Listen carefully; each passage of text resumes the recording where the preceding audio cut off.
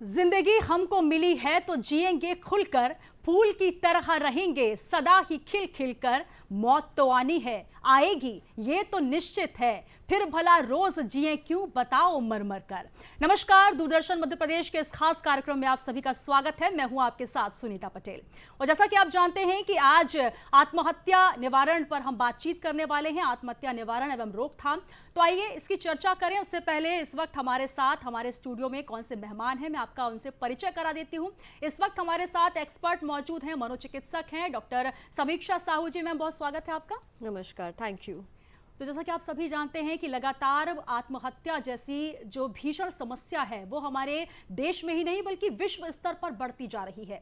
किस तरीके से आत्महत्या की हम समस्या को समझें, उसका कैसे निवारण किया जाए, रोकथाम कैसे किया जाए, और उससे पहले ये समझना जरूरी है कि आखिर आत्महत्या जैसे कदम को आखिर लोग क्यों उठाते हैं, क्योंकि जीवन बहुत अनमोल है। इस अनमोल जीवन को हमें अनमोल ही रखना चाहिए। तो आइए सबसे पहले डॉक्टर समीक्षा साहू से जानते हैं कि आखिर क्यों आत्महत्या के लिए लोग प्रेरित होते हैं, और उससे पहले जानते हैं कि आखिर विश्व आत्महत्या दिवस क्यों मनाया जा रहा है। जी, विश्व आत्महत्या दिवस इस उम्मीद और इस विजन के साथ मनाया जा रहा है कि लोगों के बीच में आत्महत्या से रिलेटेड जो प्रॉब्लम्स हो रही हैं इसके बारे में अवेयरनेस क्रिएट की जाए। लोग बातों को जान के बहुत ताज्जुब होगा कि वर्ल्ड में suicide is among the first 7 reason for death. Suicide जो है एक लैटिन वर्ड से आता है जिसका मतलब है सेल्फ मर्डर। कोई भी आदमी कभी तो क्षण में सुसाइड कर लेता है, एक इम्पल्सिव थॉट आता है। कभी कुछ लोग जिंदगी में काफ़ी टाइम तक प्लान करते हैं, सालों की, अब मैं ऐसा करूँगा, ये चीज़ करूँगा, ये टाइम होगा मैं ऐसा सुसाइड करूँगा। कुछ लोग क्रॉनिक सुसाइड बिहेवियर में इन्वॉल्व होते हैं कि अल्कोहल लेंगे, तेज़ गाड़ी चलाएंगे, अपनी मेडिकेशन भले डायबिटीज़ हाइपरटेंशन के बराबर नहीं लेंगे। तो ये एक सुसाइड का बिहेवियर है जो लोग फॉलो करते हैं। हम सबको जो एक आज इम्पॉर्टेंट बात जानना ज़रूरी है कि भाई सुसाइड जो है वो एक मेंटल हेल्थ प्रॉब्लम है। जैसे मिर्गी, बुखार, टीबी, वैसे ही सुसाइड एक हेल्थ की प्रॉब्लम है। 95% जो सुसाइड होते हैं वो मेंटल हेल्थ प्रॉब्लम्स के चक्कर में होते हैं, जिसमें मैडम 80% लोग जो सुसाइड करते हैं उनको डिप्रेशन होता है। कम से कम 15 से 20% लोगों को बाइपोलर डिसऑर्डर, जैसे सुशांत सिंह के केस में हमने देखा था, लेडी गागा एक सिंगर है, उनको भी हैं। फिर अब बात करें स्किज़ोफ्रेनिया, एक भयानक मानसिक रोग। जॉन नैश एक बहुत बड़े नोबेल पुरस्कार जिनको मिला था इकोनॉमिक्स के लिए, उनको भी स्किज़ोफ्रेनिया था। तो उस लेवल की बीमारी, उस तरीके के लोग भी सुसाइड करते हैं, जिनमें 10% कुछ लोग रहते हैं। फिर जो लोग नशा करते हैं वो लोग भी सुसाइड करते हैं। तो एक सुसाइड जो है हमारे बीच में बढ़ता जा रहा है। अब WHO की अगर अपन बात करें, आपने नाम सुना ही है WHO का। सो WHO का कहना है कि भाई जो 50% मानसिक बीमारियां हैं वो 14 साल की उम्र के पहले हो जाती हैं। दूसरी बात है, आपने नेशनल मेंटल हेल्थ सर्वे का नाम सुना होगा। उसमें बताया गया कि 12 से 14 वर्ष के जो बच्चे हैं उनमें सबसे ज़्यादा सुसाइड होने लगा है। इसका प्रेवलेंस 2% से भी अधिक हो गया है। तो अब मेंटल हेल्थ प्रॉब्लम्स बच्चों में भी बढ़ रही हैं। और आज हम देख रहे हैं समाज में कि भाई हर दिन हम जब पेपर खोलते हैं, आज किसी बच्चे ने सुसाइड कर लिया, मम्मी ने डांट दिया, पबजी खेलने को नहीं मिला तो आत्महत्या कर ली, घर से भाग जाते हैं, झूठ बोलते हैं, चोरी करते हैं। तो अलग अलग तरीकों की बच्चों में प्रॉब्लम आ रही है। और कोविड के बाद में घर परिवार में बच्चों में ये मेंटल हेल्थ इश्यूज और भी ज़्यादा बढ़ गए हैं। बिल्कुल, तो मेंटल जो इश्यूज हैं वो बढ़ रहे हैं। हेल्थ अगर आपकी ठीक है, ये आप तो ध्यान रखते हैं, लेकिन उसके लिए बेहद जरूरी है कि आपको अपने मानसिक स्वास्थ्य का भी ध्यान रखना चाहिए। और कहीं ना कहीं हम इस भागती दौड़ती जिंदगी में ये भूल जाते हैं कि हमारे ऊपर बहुत सारे प्रेशर्स हैं, बहुत सारी जिम्मेदारियां हैं, और कहीं ना कहीं हमारे ऊपर जिम्मेदारियों के साथ साथ हम मानसिक स्वास्थ्य को नजरअंदाज कर जाते हैं। और यही वजह है कि जाने अनजाने हम इस आत्महत्या जैसे कदम की ओर आगे प्रेरित होते हैं। जिस तरीके से आप जानते हैं कि 20वां ये दिवस जो है मनाया जा रहा है, WHO के माध्यम से संचालित किया जाता है। और इस बार जो थीम रखी गई है मैम, जिस तरीके से हम बात करें, क्रिएटिंग होप थ्रू एक्शन, तो आखिर जिंदगी में अगर होप है, उम्मीद है, तो निश्चित तौर पर आप आगे बढ़ सकते हैं, लेकिन अपने ऊपर इतनी जिम्मेदारियां ना ला दें कि कहीं ना कहीं आप डिप्रेशन में आ जाएं। आपने जैसे बात किया कि एक छोटी एज जब होती है, जब बच्चा ग्रो कर रहा होता है, यूं कहें छोटे बच्चे जिस तरीके से अभी हम देखते हैं कि हाथों में मोबाइल होता है और माताएं परेशान होती हैं, मम्मियां परेशान होती हैं कि बच्चे को खाना कैसे खिलाया जाए। मोबाइल अगर हम उनसे हटा लेते हैं तो वो रोने लग जाते हैं, जिद करने लग जाते हैं, और कहीं ना कहीं जिद अगर पूरी करते जाएं तो कहीं ना कहीं उनका एक बिहेवियर हो जाता है कि अगर आपने उनकी बात नहीं मानी तो वो कोई ऐसा कदम उठा लेंगे। तो किस तरीके से ब्रिंगिंग करते हुए माता पिता इस चीज का ध्यान रखें? देखिए, कोई भी बच्चा ना मोबाइल के साथ पैदा होता है ना मैगी खाते हुए पैदा होता है। तो जब लोग बच्चों को ब्लेम करते तो ये चीज़ मुझे बिल्कुल अच्छी नहीं लगती है। ये प्रॉब्लम है पेरेंटिंग की। आजकल का टाइम ऐसा है कि हस्बैंड वाइफ दोनों वर्किंग हैं, घर में उतना जो सोशल सपोर्ट पहले हुआ करता था वो नहीं है। तो हम सोचते हैं कि भी काम फटाफट हो जाए, बच्चे के सामने मोबाइल रखा और खाना खिला दो। आप बिलीव नहीं करेंगे मैडम, मैं हर दिन एक ना एक ऑटिज्म का बच्चा देखती हूँ। बहुत से बच्चे रिग्रेस, मतलब जो उनके माइलस्टोन उन्होंने अचीव किए थे, उनका आई कांटेक्ट, सोशल कम्युनिकेशन खत्म होता जा रहा है। ऑटिस्टिक ट्रेट्स डेवलप हो रहे हैं बच्चों में एक्सेसिव मोबाइल यूज़ के कारण। हम सिंपल एक माँ बाप को सलाह देते हैं कि भाई 2 साल की उम्र तक आप बच्चों को कोई स्क्रीन मत दिखाइए। अगर आपको बच्चे से फ़ोन लेना भी है तो उसे छीनिए मत, वो एकदम अग्रेसिव होगा। देखिए, मोबाइल क्या करता है, एक अच्छी चीज़ है तो मज़ा आता है, तो ब्रेन में डोपामीन प्रोड्यूस होता है, और डोपामीन कोई भी चीज़ अगर प्रोड्यूस करेगी तो वो एक एडिक्शन बन जाता है। तो अगर आप एक कोई चीज़ आपके ब्रेन में अच्छा हैप्पी हार्मोन प्रोड्यूस कर रहा है, आप उसको छीनोगे तो बच्चा चिड़चिड़ाएगा, तो आपको उसको रिप्लेस करना है। तो अगर आप बच्चे को एक वार्निंग दो कि बेटा अभी 5 मिनट, इसके बाद मैं आपसे मोबाइल ले लूँगा, ठीक है। और अगर आप बच्चे से मोबाइल ले रहे हैं तो उसको रिप्लेसमेंट में कोई ऐसी एक्टिविटी दीजिए जिससे वो उसे अच्छा लगे। एक बच्चों का रूटीन सेट करिए, टाइम टेबल सेट करिए उनका। पूरी फैमिली को एक जैसा बच्चे के साथ बिहेव करना चाहिए। ये नहीं कि माँ पेरेंटिंग कर रही है, डांट रही है, दादी बोल रही है अरे क्यों बच्चे को रुला रही है तू, बच्चे को मोबाइल क्यों नहीं दे रही, वो रो रहा है। तो होता है ना ज़्यादातर घर वालों में ये। तो आपको बच्चों को एक प्रॉपर इंस्ट्रक्शन देना चाहिए, टाइम आउट देना चाहिए। अगर आपका बच्चा चिढ़ रहा है, उनको बोलो ये कॉर्नर है, जब आप शांत हो जाओगे तब आप आके हमसे बात करें। दूसरी, अगर अपन बात करें कि सुसाइड इतने सारे क्यों बढ़ रहे हैं बच्चों में या लोगों के अंदर, तो इसके बहुत सारे कारण हैं। सबसे इम्पॉर्टेंट है बायोलॉजिकल, जेनेटिक। अगर घर परिवार में किसी को मेंटल हेल्थ की प्रॉब्लम है या किसी ने सुसाइड किया है तो उस घर में इसका रिस्क ज़्यादा है। मेंटल हेल्थ प्रॉब्लम जेनेटिक रहती है, पीढ़ी दर पीढ़ी मल्टीप्लाई होती हैं। सेकेंड चीज़ है कि अगर हम टेम्परामेंट जो लोगों का है, कुछ लोगों का स्वभाव होता है ना, अरे वो तो बहुत चिड़चिड़े हैं, बहुत खुश मिजाज हैं, वो तो बड़े अनबने से हैं। तो अगर किन्हीं लोगों का टेम्परामेंट बचपन से अगर आप देखो डिफरेंट है, डिफ़िकल्ट है, एडजस्ट नहीं कर पाते, ऐसे लोगों में मेंटल हेल्थ प्रॉब्लम ज़्यादा होती है। किसी में सेल्फ एस्टीम इश्यूज़ हैं, परफेक्शनिस्ट ट्रेट्स हैं। अगर इस तरीके की आपको चीज़ें दिख रही है तो ये एक वार्निंग साइन है। अगर घर परिवार में कलेश बढ़ रहा है, पेरेंट्स में आपस में मैरिटल डिस्कॉर्ड बढ़ रहा है, झगड़े हो रहे हैं बच्चों के सामने, उस पर भी बच्चों पे नेगेटिव इम्पैक्ट पड़ता है। अगर बच्चे का कोई लॉस हो रहा है, भले वो एक पर्सनल एज अ फ्रेंड, अगर कोई लव अफेयर है, टीनेज है, प्यूबर्टी है, बहुत से बच्चों के अफेयर होते हैं आजकल इंस्टाग्राम पे, वो भी टूट रहा है, तो आप उस चीज़ को नकारिए नहीं, अरे तुम तो बच्चे हो, तुम्हारा काय का अफेयर, तुम्हारी ये क्या प्रॉब्लम। उनकी भी फीलिंग्स को आपको वैलिडेट करना है। बच्चों का कोई एकेडमिक लॉस है, उसका मार्क्स कम आ गए हैं, फेल हो गया है, कम नंबर आ गए, तो वो भी बहुत बड़ा सदमा लग जाता है। तो जब लाइफ में ऐसे कुछ कुछ इवेंट्स होते हैं और जिस तरीके से माँ बाप रेसिप्रोकेट करते हैं, माँ बाप अगर बहुत ही ज़्यादा क्रिटिकल हैं, तुम इतने नंबर नहीं लाए, तुम्हारे उनको देखो कितना अच्छा पढ़ता है, प्रेशर बनाते हैं बच्चों पे, तो बच्चे अपने आप को डाउट करने लगते हैं। देखिए, हमें बच्चे को एक्सेप्ट करना है। ये वही बच्चा है ना जिसके पैदा होने पे आप बहुत खुश हुए थे, आपके कपड़ों में अगर वो सूसू भी कर देता तो भी आप खुश होते थे। अगर आज वो बच्चा 10 नंबर कम भी ले आएगा तो क्या फ़र्क पड़ेगा, उसकी जान से बढ़कर तो नहीं है।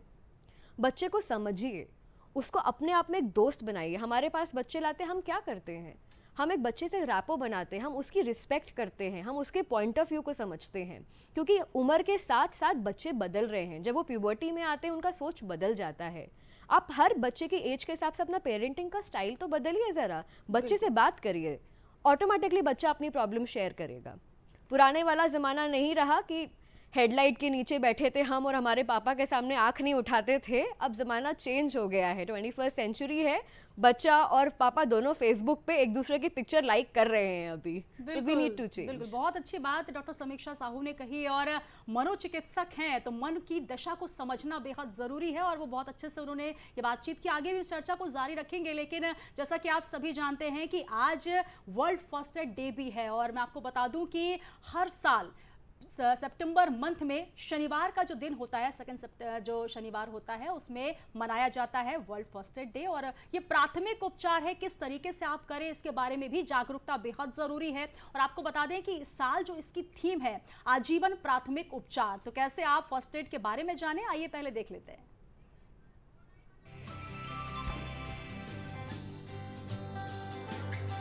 फर्स्ट एड दिवस के अवसर पे मैं आपको क्या फर्स्ट एड दिया जाता है पेशेंट को वो बताना चाहता हूँ। आम दिनों में आपके सामने कई बार ऐसा स्थिति आ जाती है कि कोई अचानक आदमी बेहोश होकर गिर गया, या सडनली उसको हार्ट अटैक पड़ गया, या कार्डियक अरेस्ट हो गया, या इवन एक्सीडेंट हो गया।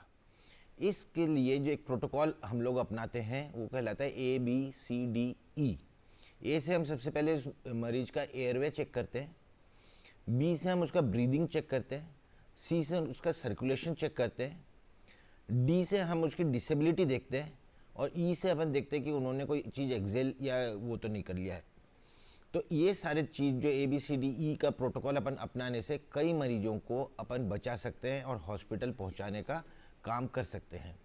ये सारा ABCDE प्रोटोकॉल से पहले आपको चाहिए कि 108 नंबर में डायल करके सबसे पहले उन्हें खबर कर दें कि एक पेशेंट की हालत सीरियस है। उसके बाद जो प्रोसेस हो रहा है वो मैं अब आपको डेमोन्स्ट्रेट कर रहा हूँ कि सडनली आपके सामने कोई पेशेंट, कोई मरीज अचानक बेहोश होकर गिर जाए तो उसको अपन किस तरीके से रिवाइव करेंगे। पहला स्टेप ये है कि पेशेंट को जो है उसको एक हार्ड बेस पे लिटाना है। जो नीचे का फ्लोर हो, जैसे ज़मीन हो या कोई भी हार्ड बेस हो, उस पर लिटाना है। उसकी गर्दन की पोजीशन अपन को चेक करनी है। सबसे पहले अपना सिर उसके पास ले जाके देखना है कि वो सांस ले रहा है कि नहीं अपने कान से। हाथ रखना है छाती के ऊपर कि रेस्पिरेटरी एक्टिविटी है कि नहीं है। अगर रेस्पिरेटरी एक्टिविटी नहीं है, अगर उसका सांस नहीं चल रहा है, तो वो टाइम है जब मेरे को CPR स्टार्ट करना है। CPR का फुल फॉर्म होता है cardio pulmonary resuscitation. Cardio pulmonary resuscitation करने के लिए सबसे पहले हमें ये देखना है कि पेशेंट का जो पोजीशन है, किसी की मदद लेके उसके गर्दन को थोड़ा टिल्ट कर देना है। गर्दन टिल्ट करने से ये एयरवे जो है इनका स्ट्रेट हो जाता है। ये ट्रैकिया का एयरवे स्ट्रेट होने से सांस लेने में इजी होता है। एक इंसान को और चाहिए जो सांस लेने में हमें मदद करेगा। इस समय इस पोजीशन में पेशेंट है। अगर मुंह में सिक्रीशन है तो उतनी देर में अपन रुई या रुमाल से साफ़ करेंगे। अब कार्डियक मसाज देने की स्टार्ट करते हैं। कार्डियक मसाज के लिए अपने 2 हाथ को लेना है, लॉक पोजीशन करना है। लॉक पोजीशन करके पेशेंट के साइड में अपन को खड़े हो जाना है। एल्बो को भी लॉक करना है, कोई हाथ मोड़ेंगे नहीं, स्ट्रेट रखना है, लॉक करना है और इसको कंप्रेस करना है। ये जो कंप्रेस करेंगे ये 2 इंच तक दबना चाहिए। मतलब हल्का कंप्रेशन से हार्ट तक का कोई कंप्रेशन नहीं पहुंचेगा। अब मेरे को करना है बीट्स देना है। मुझे 30 बीट्स देना है at the rate of 100 beat per minute. तो मैं काउंट करूँगा 1 2 3 4 5 6 7 8 9 10 11 12 13 14 15 16 17 18 19 20 21 22 23 24 25 26 27 28 29 30। इसके बाद रुका और ये गया साइड में माउथ टू माउथ रेस्पिरेशन देने के लिए। 2 रेस्पिरेशन दूंगा और 30 बीट दूंगा, और ये चीज़ मैं कंटिन्यू करता रहूँगा तब तक जब तक के कि पेशेंट रिवाइव ना हो जाए। अब ये प्रोसीजर चल रहा है, इस बीच में भी मेरे को लगता है कि हार्ट वापस नहीं आया है, तो हमें एक मुक्का बनाना है और सीधे चेस्ट में जितनी ताकत से मार सकते मारना है। ये करीब 100 जूल के करंट के बराबर होता है। ये 100 जूल का करंट जैसे ही इसको मिला तो हार्ट दोबारा चालू हो सकता है और फिर हमें कार्डियक कॉम्प्रेशन स्टार्ट करना है। तो ये डिमॉन्स्ट्रेशन था CPR का। इस समय अपन को एक और इंसान की मदद लगती है जो सांस दे। तो हर 30 बीट के बाद 2 सांस, फिर 30 बीट, फिर 2 सांस। ये एक प्रोसेस करने से किसी को हार्ट अटैक हो या किसी को कार्डियक अरेस्ट हो तो वो उसका हार्ट वापस रिवाइव हो सकता है। अब मैं आपको बताता हूँ कि रोड ट्रैफिक एक्सीडेंट हो गया अगर किसी कहीं पे, तो उस रोड ट्रैफिक एक्सीडेंट में नॉर्मल में अपन को ये दिख जाता है कि हाथ की हड्डी टूटी है या पाँव की हड्डी टूटी है। सबसे ज़्यादा प्रॉब्लम होता है स्पाइन की इंजरी में। स्पाइन की इंजरी जो है, रीढ़ की हड्डी या मेरुदंड की जो इंजरी है, उसमें जो होता है उसमें आदमी को पैरालिसिस हो जाता है। अब अगर हाथ की हड्डी टूटी है तो आसपास किसी भी जगह से तुरंत के तुरंत अपन को लकड़ी लेके लाना है। वो लकड़ी से ये जॉइंट और ये जॉइंट, जो भी हड्डी बीच में टूटी है, दो जॉइंट को इमोबलाइज करना है और रस्सी बांध देना है। 3-4 लकड़ी के पटिए लगाए या कार्डबोर्ड लगाए और इसको स्टेबलाइज कर दिया। ये स्टेबलाइज करने के बाद जैसे आपको कुछ भी नहीं मिल रहा है कि ये हाथ हिलने का डर लग रहा है, तो आपको इनका बेल्ट खोल लेना है, हाथ को बेल्ट से बॉडी से स्टिक कर देना है और ये हाथ अपना स्टेबलाइज हो गया। इसी तरीके से अगर पाँव का लें तो पाँव के बोन के लिए भी इस जॉइंट को और इस जॉइंट को स्टेबलाइज करना है, तो लकड़ी लंबी होनी चाहिए ताकि यहाँ से कोई मूवमेंट ना हो। ये हड्डी जो टूटी है इसमें कोई मूवमेंट ना हो और इसको पट्टे से बांध दिया जाए। मेन प्रॉब्लम आती है स्पाइन की इंजरी में। स्पाइन की इंजरी मतलब गर्दन में चोट लगी हो, कमर में चोट लगी हो, ऐसे मरीज को बिल्कुल लटका के ना ले जाया जाए जब तक कोई हार्ड बेस ना मिल जाए, पूरा स्टिफ बेस ना मिल जाए, उसको वैसे के वैसे रखा जाए। क्योंकि मेरुदंड में अगर ट्विस्ट आया तो पैरालिसिस होना तय है। तो मेरुदंड को बचाने के लिए हार्ड बोर्ड की ज़रूरत पड़ेगी। पेशेंट को 4 बार फ्लैप से उसको बांधना पड़ेगा, गर्दन और सिर को पूरा फिक्स करना पड़ेगा और उस हिसाब से अपन को उसे शिफ्ट करना पड़ेगा। ये हो गया एक्सीडेंट। अब आगे अपने पास मान लीजिए कि पेशेंट बच्चा डूब गया है, तो सबसे पहला काम अपन को ये करना है कि उसको करवट दिलाना है। फर्स्ट इज करवट जैसी दिलाया, क्योंकि क्या है, मरीज इस समय पानी एस्पिरेट कर चुका है। सबसे पहले पेट दबाया तो बड़बड़ बड़बड़ करके पानी निकलना शुरू होगा। इसके बाद उसको स्ट्रेट करके उसके गर्दन को पीछे करके कुछ भी करके एक एयरवे डालना है ताकि जीभ पीछे ना गिर जाए और अपन को एब्डोमिनल कॉम्प्रेशंस करते जाना है ताकि पूरा पानी निकल जाए गर्दन को एक तरफ में शिफ्ट करके, और मुंह से फिर रेस्पिरेशन देना है। अगर आपको लग रहा है कि हार्ट नहीं चल रहा है तो उसी समय जो CPR का प्रोसीजर बताया गया था उस प्रोसीजर को अपन को रिपीट करना है। इलेक्ट्रिक शॉक का पेशेंट है, इलेक्ट्रिक शॉक अपन को कई बार मिलता है, तो इलेक्ट्रिक शॉक में नॉर्मल में देखा जाए तो पेशेंट की डेथ सेकंड्स में होती है और उसके बाद मरीज को हॉस्पिटल लाया जाता है। जब वो ठीक है तो उस पेशेंट के लिए कोई तकलीफ की बात नहीं रह जाती है। तो मैं ये बताना चाहता हूँ अगर शॉक में कोई मर रहा है तो वो सिर्फ और सिर्फ कार्डियक अरेस्ट है। उस केस में आपको एक बहुत तेज थंप मारना है छाती में और कार्डियक मसाज करना है। हो सकता है 30 सेकंड के अंदर ही वो उठ के बैठ जाए, लेकिन वो टाइम बड़ा इंपॉर्टेंट है। जिस समय शॉक लगा है उसी समय आपको करना है। अगर आपने 1 मिनट भी उस समय वेस्ट किया तो वो हार्ट अगर 1 मिनट के लिए बंद हुआ तो ब्रेन डेड हो चुका होगा। ये प्रोसेस करने से पहले ये जरूर तय कर ले कि उस बॉडी में करंट ना हो, नहीं तो अपन को भी करंट लगने का डर रहेगा। आज के ज़माने में अपन देख रहे हैं कि कंटिन्यूसली लोगों को हार्ट अटैक से डेथ हो रही है। बड़े बड़े फिल्म स्टार लोग अपने ट्रेडमिल में दौड़ते हुए कार्डियक अरेस्ट हो जा रहा है। तो हार्ट अटैक से बचने के लिए 3 मेन इंपॉर्टेंट दवाइयाँ होती है। उसमें से एक दवाई है एटोरवास्टेटिन 80 मिलीग्राम, दूसरी दवाई है एस्पिरिन और तीसरी दवाई है सॉर्बिट्रेट। ये तीनों दवाई आप अपने जेब में रखिए। कभी भी आपको ये लगा कि आपको हार्ट अटैक हो रहा है, हार्ट अटैक के सिम्टम है सीने में तेज दर्द होना, जबड़े में दर्द होना, घबराहट होना, पसीना आना, इस तरीके का सिम्टम लगा तो ये 3 दवाई आप तुरंत ले सकते हैं। अगर आपको हार्ट अटैक नहीं है और फिर भी आप ये 3 दवाई ले रहे हैं तो भी आपको कोई नुकसान नहीं होगा।